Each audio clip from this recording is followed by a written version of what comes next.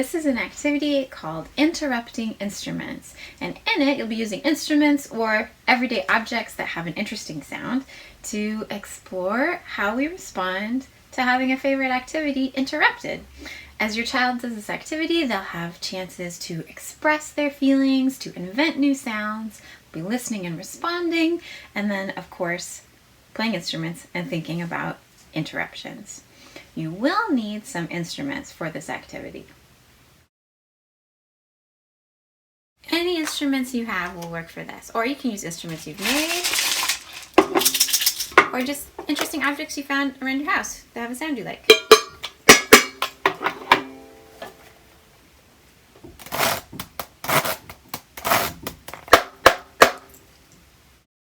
Once you've chosen your instrument, give a challenge to the child. How many ways can they play this instrument, and how many different sounds can they come up with? Take about a minute to explore this instrument and really find its voice.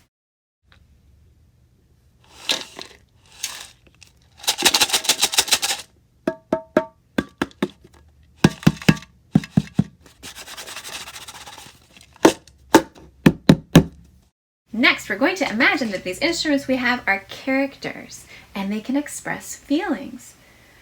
First, we'll imagine that our instrument is doing something it loves and it's feeling so happy. What kind of sound would our instrument make?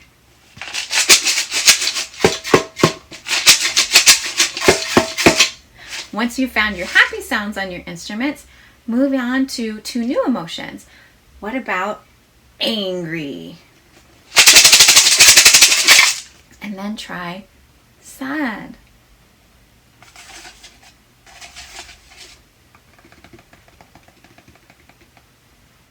Once you've explored these different emotions on your instrument, you're going to imagine a tiny story.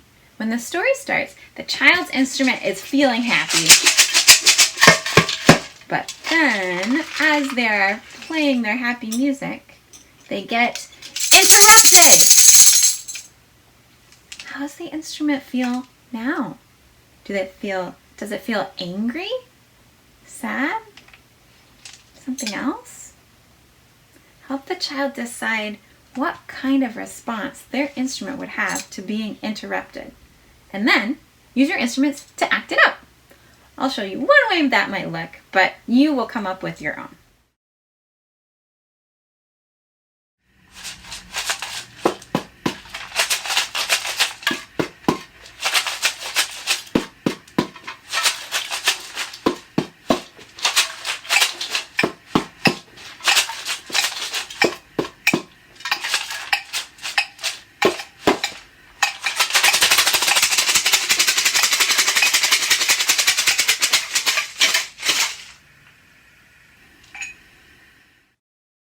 After you've acted out the story and your child has had a chance to respond in anger or sadness or another emotion that they came up with, propose a new way that they could respond to being interrupted. They could pause, listen, and then join back in.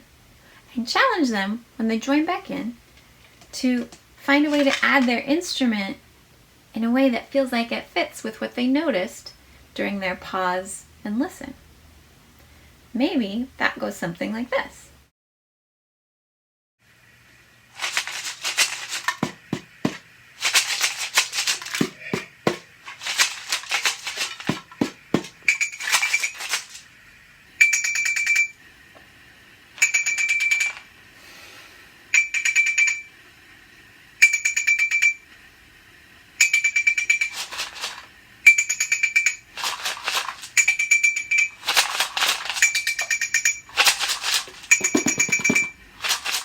You can repeat acting out this story over and over again. You can imagine new ways of interrupting. You can imagine new ways of responding.